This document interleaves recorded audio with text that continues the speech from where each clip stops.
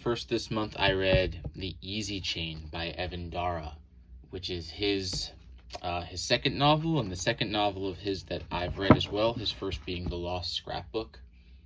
The Lost Scrapbook was, for me, when I was first really getting deeper into literature, it was one of these like white whales, that it seemed like only existed online in Goodreads lists and posts from other people who have read it, and you never actually see it in a store.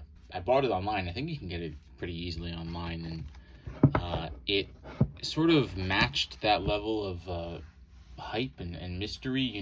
Dara as an author is incredibly reclusive and mysterious, and the book had a similar sort of vibe. And this novel, it continues similarly with a lot of the interests that Dara exhibited in that one, the human condition and capitalism at the end of the 20th century, and environmentalism plays a role in this novel as well. Dara's books, at least the first two, they exist as like kind of a cacophony of voices, of uncredited dialogue, sort of back and forth, coalescing into a narrative rather than a traditional back and forth. So it's really experimental. There's a famous story about him refusing to read William Gaddis because he thought the similarities, the influence would change his style. And I've only read the recognitions by Gaddis, but this dialogue, unstructured, uncredited dialogue style seems to be mirrored, especially in JR, which I'd like to get to soon. And especially after having read this one, maybe I'll see a comparison there. The Easy Chain's about a man, Lincoln Selwyn, who is he kind of drifts into Chicago and is sort of whisked away on this like magical. He sort of becomes like an it person. Everybody's interested in him, and they want to give him money so he can wear their clothes, and he's going to all these high-end parties and meeting all the eligible bachelorettes and stuff like that. And eventually it gets to a point where he is working for a bank, and people are pitching him their ideas for various money-making ventures. Some of them are crass, some of them are religious. All of them have this kind of late 20th century absurdism to them. What I really like about this part of the book is that as these pitches are sort of being presented to Lincoln, we never hear his voice directly, and all of these pitches, they're sort of interwoven with the personal narratives of the people giving him these ideas. And we have Lincoln acting as like a silent universal receiver, just kind of taking all of these ideas and these burdens upon himself without ever expressing anything directly. But all of them are cut off right at the point where there might actually be a transaction. We never see him actually, money never changes hands. None of these ventures are undergone. So it's kind of this endless series of teases. But in the second part of the book, Lincoln sort of disappears, and there's this extended sequence of creditors trying to find him because he must have tricked banks and people into giving him their money, and he owes the government money. And this part of the book lost me a little bit, but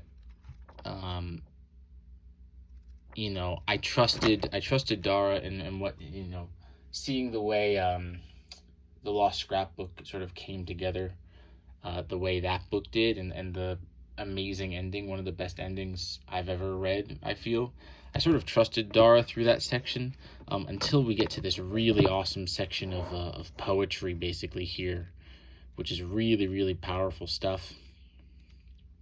Really interesting, all these repetitions.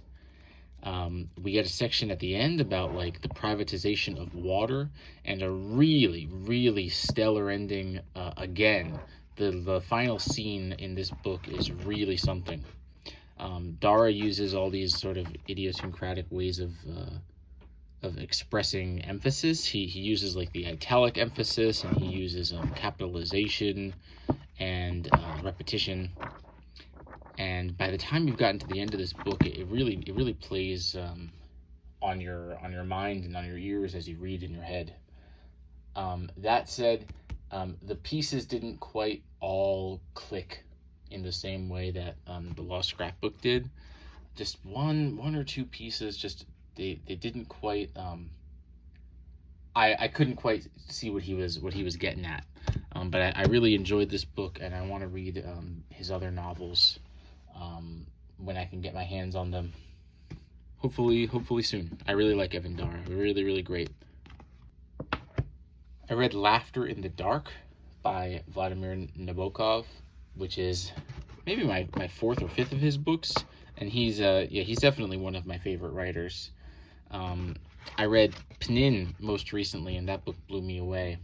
And I chose this one for two reasons. It was on sale at the bookstore in Kyoto, and it's got this really nice big font. And for all like the big publishers, I think Vintage International makes the best books quality wise.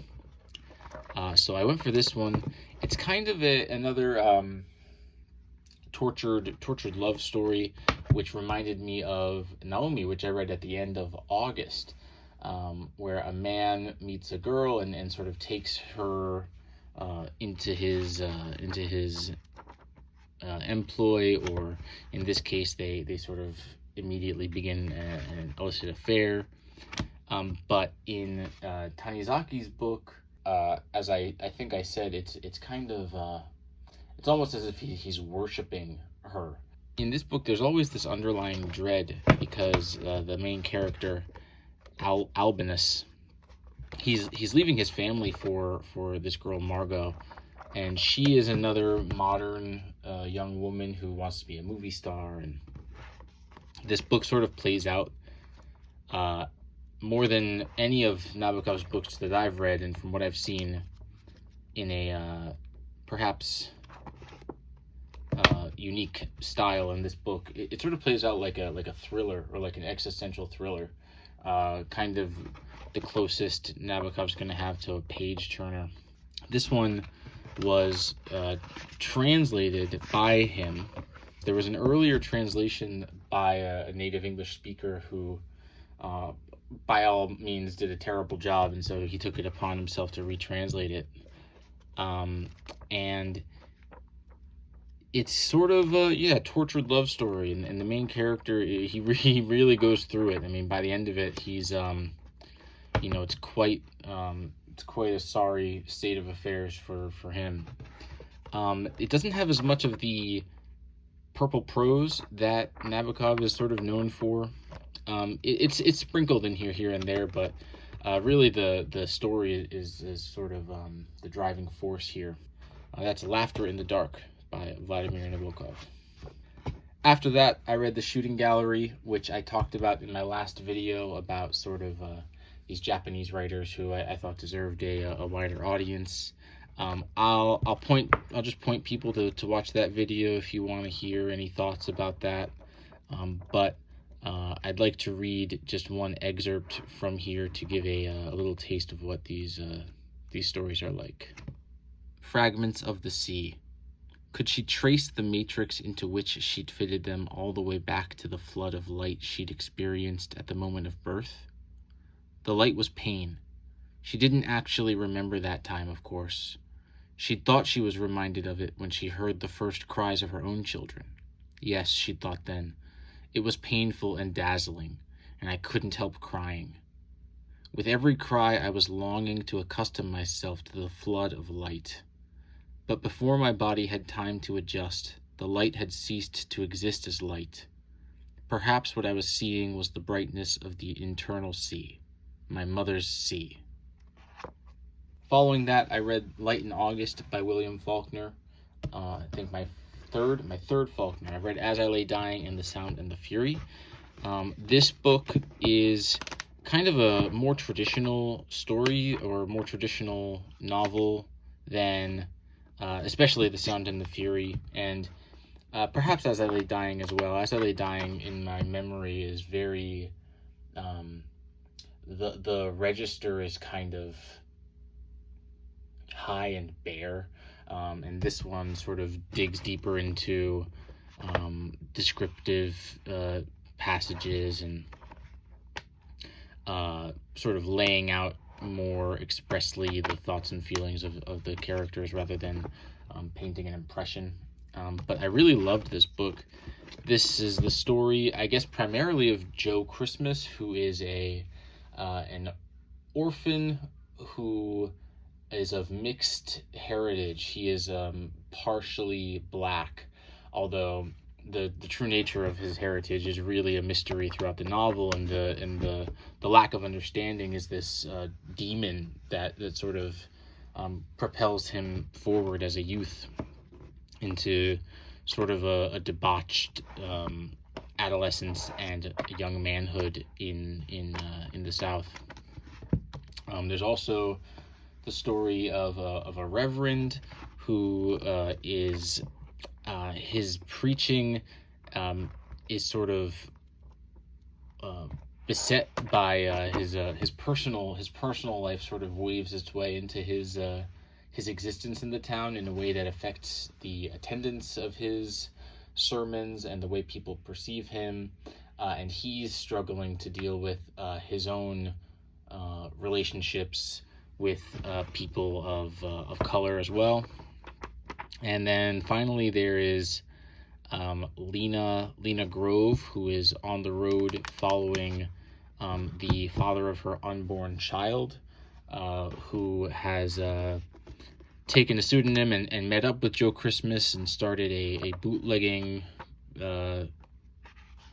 business in small town in Jefferson. Throughout this book, one of the main feelings and the main images, the main motifs is movement, and movement through space and movement through time.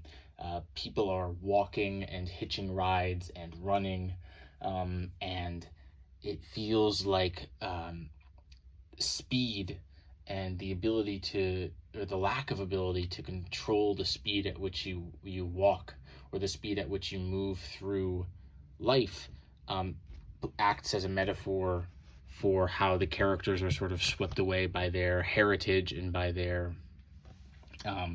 various personal issues. We see lots of hitching rides. We see lots of extended passages throughout the book of slow movement. But as we get to the end and things are sort of coming to a head, we get the first scene involving a train. And as things are spiraling and ending as they are, seemingly destined to do, we have this train coming in, and, this ultimate power breaking through any semblance of control in a person's movement.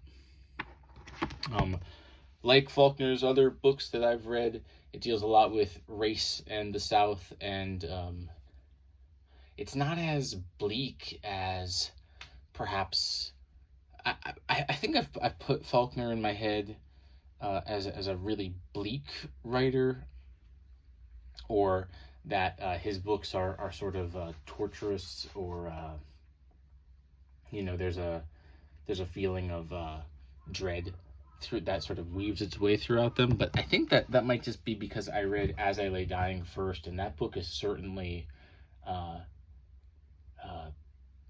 it dwells on some of the darker sides of life in a way that was very affecting to me. I think what I'm trying to say is that compared specifically to The Sound and the Fury and Absalom, this book doesn't have the experimental textual flourishes that Faulkner is maybe known for, but nevertheless, it doesn't suffer for that. There's a lot of depth here. I mean, this book is 500 pages or so, The story of Joe Christmas is incredibly moving, and one of the most powerful stories of identity, questioning identity, that I've ever read in any country or time, but especially in the American South, and especially dealing with being black at the time. So I really love this book. I love Faulkner. I think that's all I got. Following that, I read Walden by Henry David Thoreau, which has been on my list forever. It's one of these classics that, you just keep saying one day I'm going to get to it, and every time I picked it up, I never thought this was a good time, or, oh, I'll wait until autumn when I feel more outdoorsy or whatever. I finally went for it, and, I think that waiting, I may not have given myself to this book in the way I would have otherwise, or if I had been given it as an assigned reading in school, or I don't know. I think I sort of failed this book as I was reading it. The first essay in here, economy is like his most famous one, where he's going through building his hut, and there are some nice passages in here detailing the nature of Walden, and I really like the essay about the villagers, or the visitors, the people who he was sort of meeting at this time. I really liked this one, but in general, I think I just didn't bring it with this one. I don't know, I could make excuses, but I think this is going to be a reread for me. I'll have to wait until I'm really feeling it. I've gone through phases as a reader where I want to read more like nature writing, and I've enjoyed a lot of that stuff, but as my tastes changed, I had this backlog of nature books that I still want to read one day, and I feel like every time I get to one, I can feel that part of my life as a reader further and further behind me. And that's unfair to Thoreau, because there's so much insight in here, and so much really deep philosophy about being a person, and being a kind and thoughtful person in this country. And Bill McKibben, his introduction and his notes do a really good job of placing what Thoreau's talking about, placing these ideas in our modern times, so it doesn't feel quite as distant as it is. Even though the writing itself is not particularly archaic or difficult to parse, I just didn't quite. I didn't give it my best shot this time. So sorry about that. I'll try again in the future, I hope. Following that, I read The Invention of Morel by Adolfo Bioy Casares, who, for better or for worse, is best known as being, a good friend of Borges, and a pupil of his. And this book has a prologue by Borges, and Borges is such a big name that he gets on the cover and the translator doesn't. So I'll give a shout out to the translator, Ruth L.C. Sims. This is the story of a man who is trapped on an island. He seems to be escaping some sort of, police state. He's a fugitive, and he's sort of found himself on this island. And as he's describing the island and what's there, his description in his journal is totally thrown off by the appearance of other people. They really concisely describe this book in the introduction or the prologue. They call it a perfectly plotted book. And I agree, the way the plot moves from the beginning to the end, it's brief, it's only 100 pages, maybe less if you take out the prologue. The progression is just, it really takes you, by the hand and drags you through it. Like, you're sort of step by step feeling the same things as the narrator, and it's really, really intriguing. The book I've read that reminded me the most of was Piranesi by Susanna Clark. It's got a similar mysterious vibe where we have this sort of uncanny liminal place, and the narrator's like, what the hell's going on here? And by the time everything has been revealed, it's these stories never end up good, right? But I it's the kind of book I don't want to spoil. But The Invention of Morel, you can read it in a day. If you're interested in, Borges, or you read Piranesi, or, it reminded me a bit of Vonnegut as well. Definitely check it out. Read it over the weekend. Read it if you have a day off. This is The Invention of Morel. After that, I read Ferdydurke by Witold Gombrowicz. Ferdydurke is incredibly fun to say, Ferdydurke. Gombrowicz was a Polish writer who had to flee Poland during World War II, and I believe he ended up in Argentina. This book is notoriously, or had been notoriously, difficult to translate into English, and so I believe Danuta Borchardt, who translated this, won several awards for this translation, and they do a really, really great job here. The humor translates really well. This book is like, I want to talk about the cover first. So this cover is an illustration by Bruno Schulz, who I read last year. And if we think about sort of absurd Bohemian or German language or Eastern European absurdist like writers of fiction in the 20th century, you start with Kafka. And so thinking about Kafka, imagining like two offshoots, Schulz goes one way and Gombrowicz sort of goes the other. Schulz takes off in like magic. All of his stories are incredibly magical, and these surreal and unbelievable events take place. And Gombrowicz, or at least in this book, it's incredibly funny. All of the humor of Kafka is sort of taken to another level here. But both of them have similar themes of this sort of uncontrollability, these people who are dragged about in like bureaucratic nightmares. And Ferdydurke starts with the narrator sort of wakes up and he's espousing his philosophy as a writer and as a young man, and nobody's thinking good thoughts, nobody's making good art anymore. And he talks about like parceling himself into different pieces.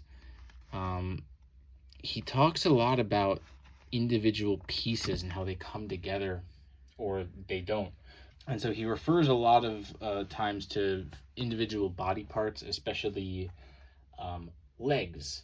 And legs are very important. To me, for two reasons in particular. Legs give us the ability to move and progress forward. And so if those are taken away from you, how are you meant to proceed? And also legs are kind of easy to fetishize sexually, which happens quite a bit in here. There's a lot of sexual frustration in these pages, but it never becomes explicit. This isn't like a dirty book filled with naughty girls. As the narrator is espousing his philosophy on art, a man appears and it's just sort of like, hey, you got to go back to school. You got to go back. And so in my head, I'm like, oh, this is a Kafka meets Billy Madison. And he goes back to school, and the kids are engaging in like name calling and face pulling. They're competing to make funny faces at each other. And in school, the teacher is apathetic and just espousing sort of national agenda type stuff and saying that the classics are classics because we say so, and you have to read them because that's how you become a true man. Criticism of the education system and criticism of the quote-unquote classics as such, while the young men are sort of fighting each other. And this fight, it leads to it ultimately, in the logic of the novel, there's no issue with this, but one of the boys dies from this face pulling competition, or it's like a punishment. But after the school, the main character is again like whisked away and forced to live in like a foster home with a young woman who, he finds incredibly attractive, and she seems to be another one of these modern girl archetypes who I guess I seem to be picking those books off my shelf recently. And his sexual frustration is leading him to act out and trying to get her in trouble, but at the same time, he's still a 30-year-old man who's living with being told to live with a 17-year-old girl and go to high school. And eventually he manages to escape this house, and he ends up in the countryside with his kind of like an extended family, kind of like a quote unquote aunt and uncle. All of this is incredibly funny, and the writing is really by turns funny and philosophical. Gombrowicz seems to have a lot of interesting ideas about art, and this was an early work for him, so I really want to read more of his books. I have Pornographia on my shelf, so I'd like to get to that one soon. Really, really interesting, and tying it together with Schulz and with Kafka and all this was really nice for me. That's sort of a pocket of literature that I really, really like to live in. So I had a really good time reading this one, Ferdydurke. The last book I read this month was The Samurai by Shusaku Endo. This is the second Endo book I read. I read Silence maybe 3.5 years ago. After the movie came out, it was really easy to find an English copy in Japan. So I read that and I really liked it. It struck me that it's rare for me to read, especially a modern writer, and modern, I'll say like post World War II, like 20th century writer. It's rare for me to read writers from that time who do not really, their style is very traditional, and they're not engaged in any like postmodern hijinks or irony. There's very little humor. Everything is kind of earnest and sincerely exploring greater themes of existence. Silence is a serious book, and this book is also a serious book. I think it was a popular novel in Japan, but I think a lot of readers took it to be kind of an adventure novel more than anything else. It's about a man who's sort of a lower ranking samurai in northern Japan, who is chosen as an envoy to go to Mexico, or Nueva España as it's called in here. And he's joined by several other low-ranking samurai and a Franciscan priest named Velasco, who is, trying to become the Bishop of Japan. He's really ambitious, and his, himself as a father of the church, but also as an ambitious man, creates this really powerful tension throughout the book. The other tension being Velasco's attempts to convert these samurai to Christianity, both as a genuine belief that it would be good for them, but also as a way to expedite this trip. Their plan is to go to Mexico and to engage in some sort of trade talks and agreements with Mexico, but they get sort of redirected from Mexico all the way to Rome. The writing, as I said, is very serious. It's dealing with these big classical problems of religion and pride and faith and individuality. Endo himself was sort of forced into the Christian religion as a child, and so his tensions with it play throughout Silence and The Samurai as well. I haven't read any of his other books, so I'm not sure how much Christianity plays a role in those, but I wouldn't be surprised if it sort of repeats throughout his works. Being a book that has so many classic themes, Endo smartly uses a lot of classical motifs and symbols. He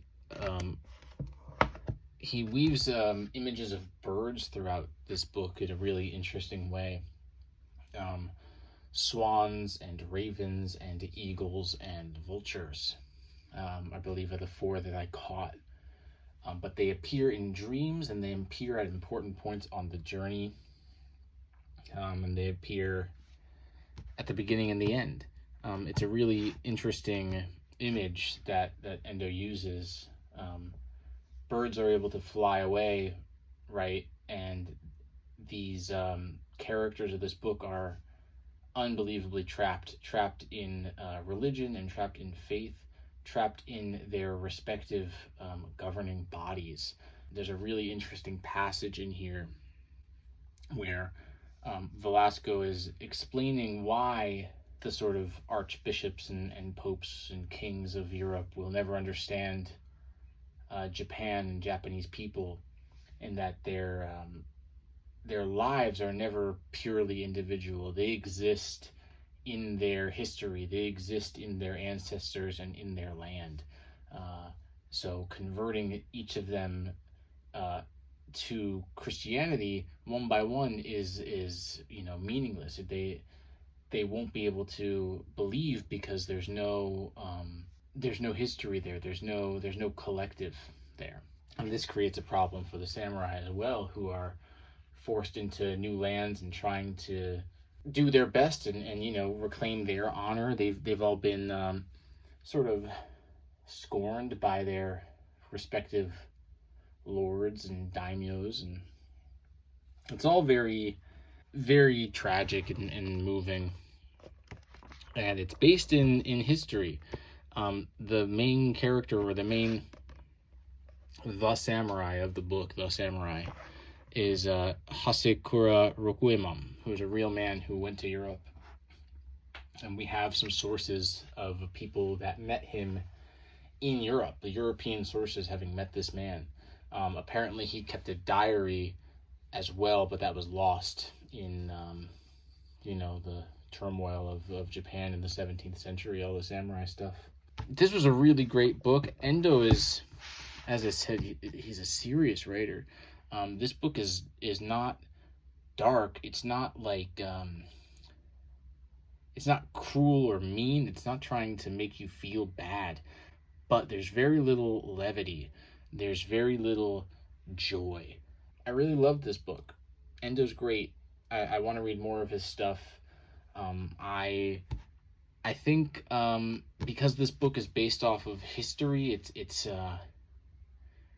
it seems like it's reaching a different level, or it's striving for something different than Silence. And I don't know, something about it worked better for me. I really liked this one more than Silence. I would recommend reading Silence, and if you enjoy that one, The Samurai is a really excellent follow-up. But that's it. That's what I read in September.